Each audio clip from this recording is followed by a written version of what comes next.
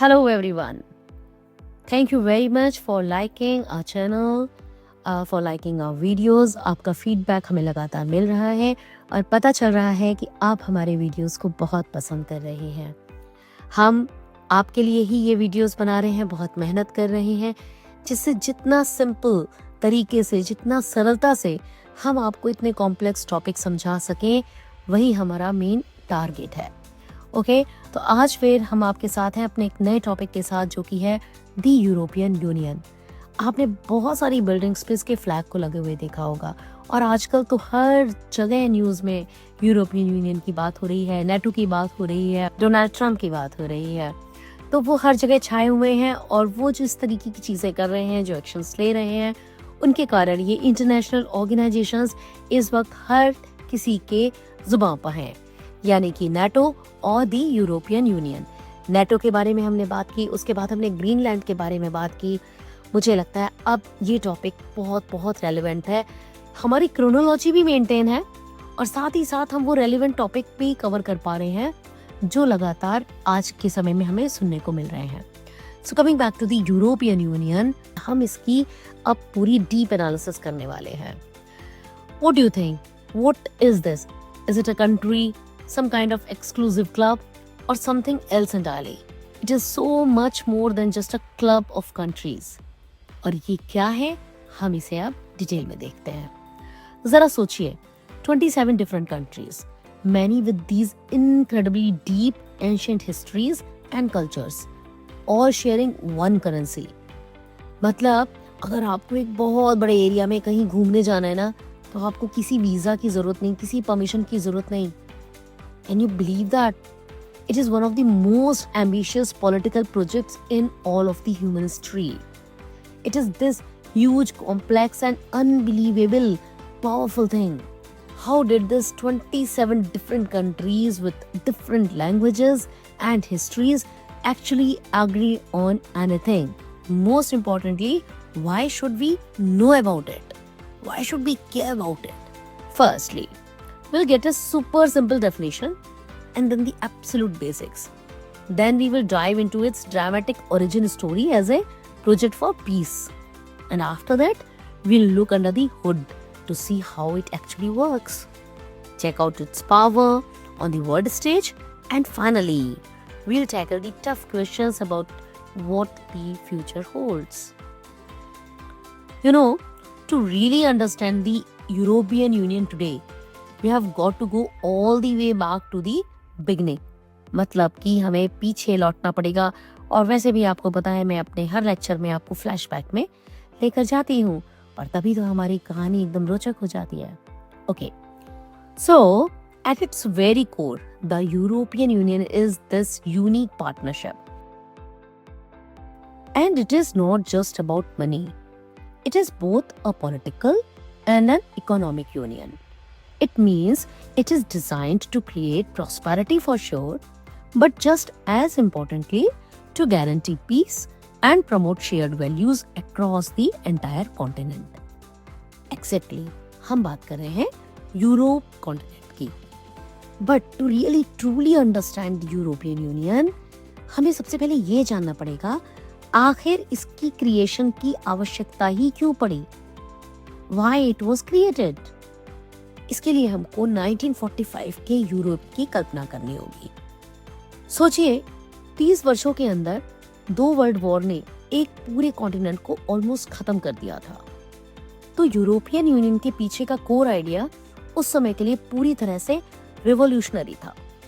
Basically purpose क्या था कि लोग लड़ना तो बहुत दूर की बात है, लड़ने के बारे में सोचे भी नहीं, यानी कि युद्ध के विषय में सोचे ही नहीं। तो इसके लिए क्या हल निकाला गया?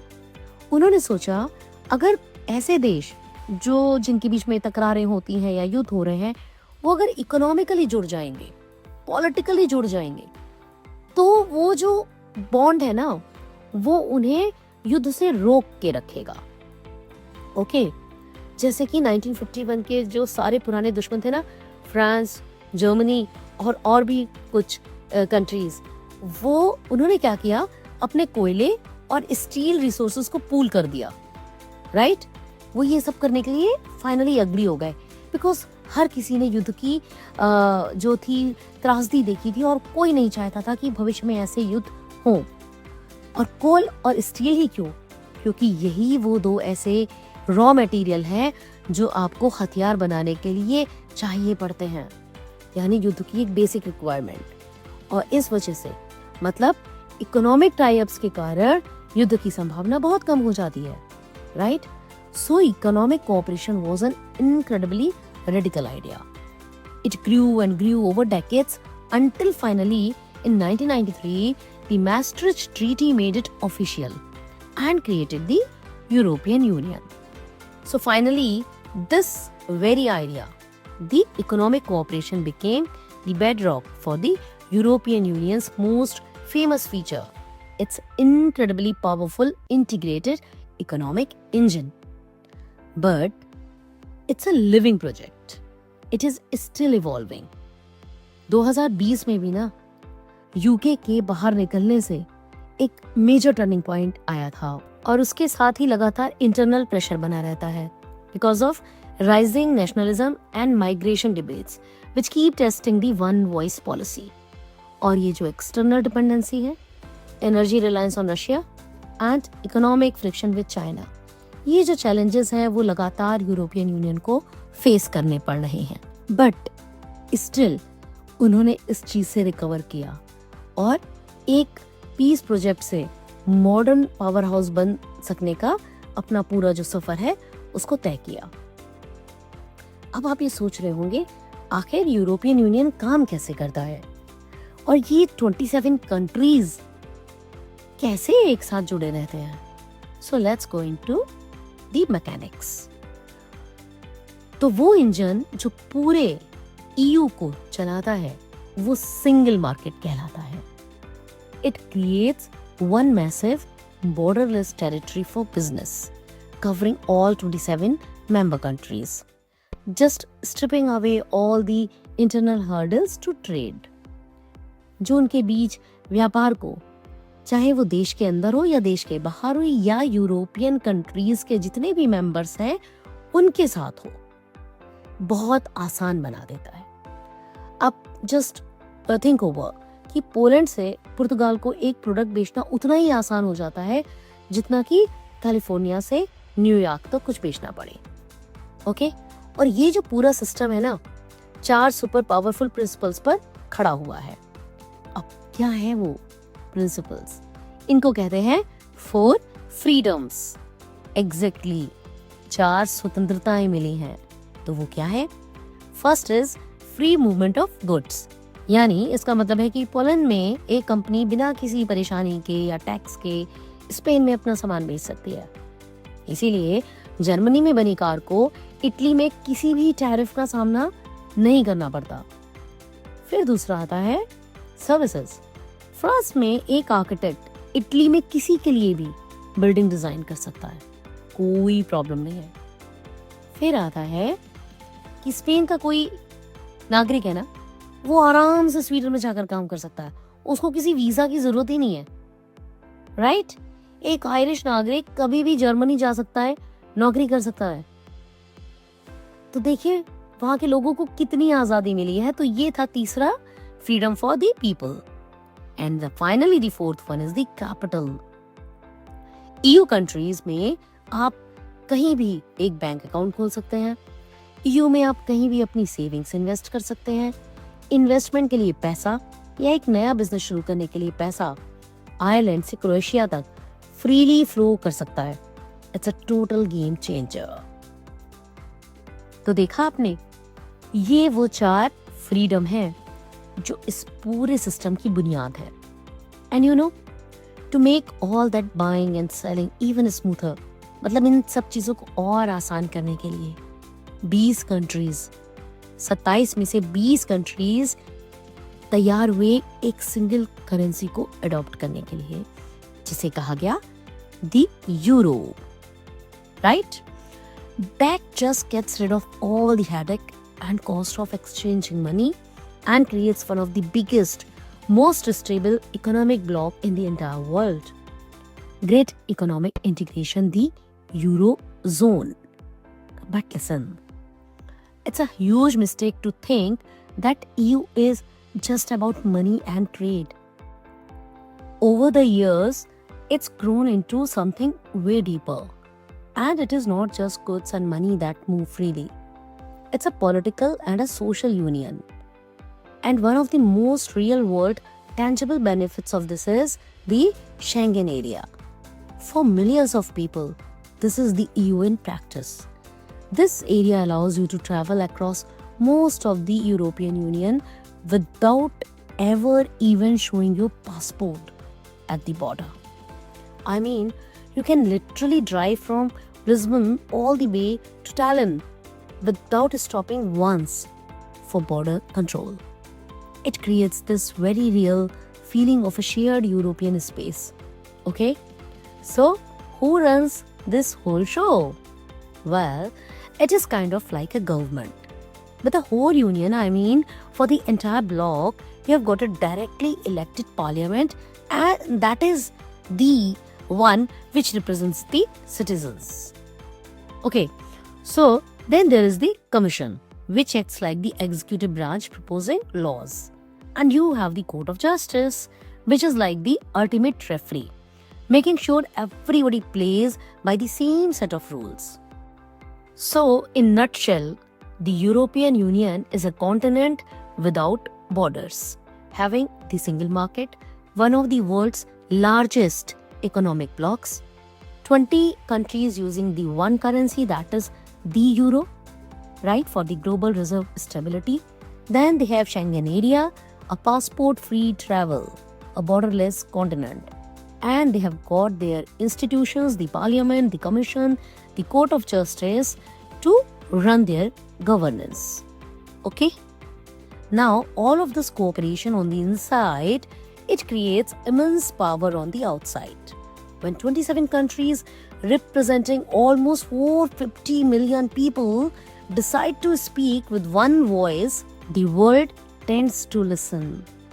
Let's take a look at how the EU uses its influence on the global stage. As a single bloc, the EU negotiates massive global trade deals. And the EU has become a massive player when it comes to the biggest issues we are facing today. It is a world leader in the fight against climate change, setting environmental standards that other countries often end up following.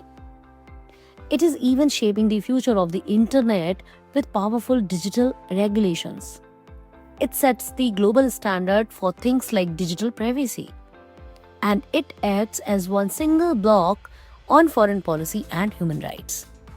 It is a seriously powerful player with a very clear idea of its role in the world. For a major economy like India, EU is an absolutely vital strategic partner. Their collaboration is deep, covering everything from trade and green energy all the way to developing the next wave of technology. Let's see the strategic partnership of India and the European Union. Trade and economy, a vital partner for investment and technology transfer.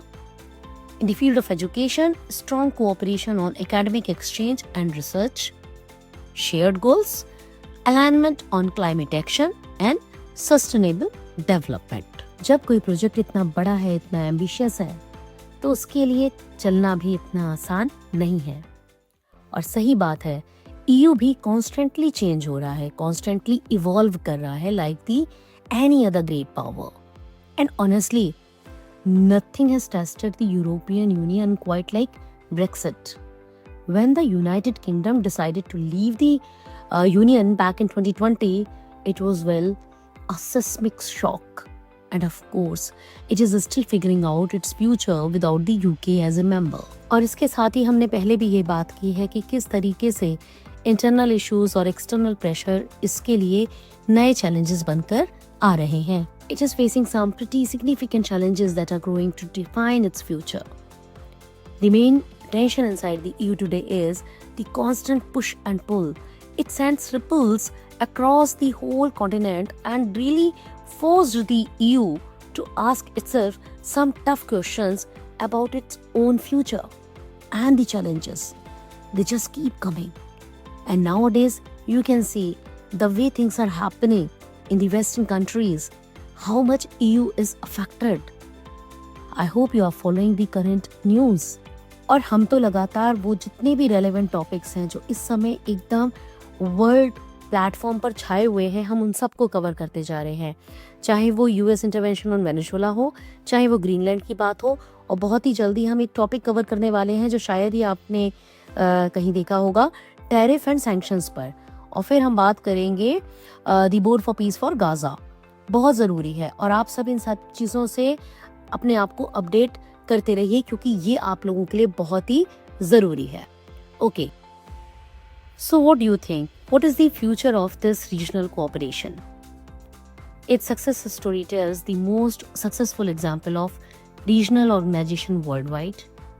The model is a unique experiment combining economics, politics, and shared values. Its identity represents a shared European commitment to democracy and law, and the takeaways are a union of peace, prosperity, and unity. So, right now, the European Union is wrestling with some seriously tough questions, like how do you manage migration in a way that is the both human as well as effective? What do you do about the rise of nationalist politics inside your own borders that question the whole project? How do you secure your energy and navigate these increasingly tense relationships with world powers like Russia and China? There are no easy answers to all these questions. So, after all that, the history, the economics, the global power, and all the challenges, what is the European Union as on date? For over 7 decades, 70 years, it has succeeded in its number one mission, that is, keeping the peace between its members while building this zone of incredible prosperity and freedom. And ultimately, that is what the EU is. It is a unique experiment in unity. It is still this powerful example of what you can achieve when you work together. Ekta mein shakti hai. It is so much more than a simple alliance. It is a bold, messy, ongoing project to bind a very diverse continent together through shared values. But at the end, with the present scenario, all of this leaves us with the big unanswered question. In a world where we see rising nationalism and new global rivalries, the question is not really if the European Union will survive. The real question is, what is it going to become? The next chapter of this grand, unfinished experiment, well, it is still waiting to be written. What do you think? Think over until we meet in the next session. Thank you. Good day.